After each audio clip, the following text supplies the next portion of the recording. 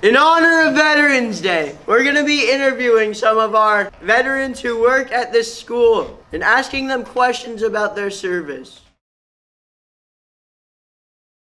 Hi, I'm Kyle. What's your name? My name is Matt Edinger. I'm the emotional support aide for the high school. What branch did you serve in?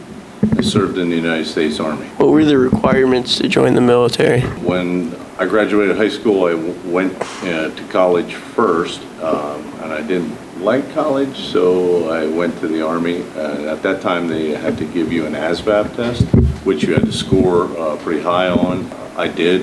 Within a couple of weeks, I was sent off to basic training. Where were you deployed?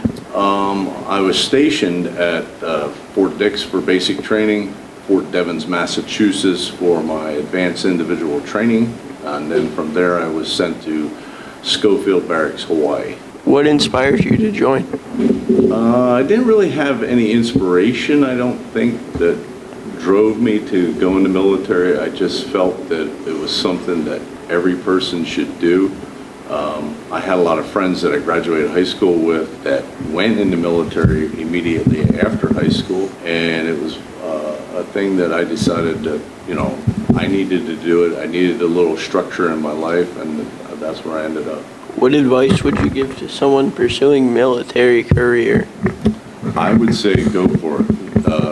The military has so many options out there for you to, get into jobs and for job placement even after you get out of the military. There's so many options for you. The places that you go, see the world. Absolutely, when they say about you're going to see the world, you're going to go. You're going to go to places. I ended up in Hawaii. Who would have thought I'd have ever been in Hawaii? What was the most challenging aspect of your military career? I would say that being away from family. When you're in Hawaii, you're a couple hours away from home. You're stuck on an island. There were some times that we were going to be deployed, which it never panned out and never happened. But that was probably the worst that you were going to face. Do you have any extra stuff to tell us? To give you more information on what the military can do for you, I ended up with the Bureau of Prisons back home here in Pennsylvania. I immediately after high school applied for a job for the Bureau of Prisons. I was turned down, not enough supervisory experience.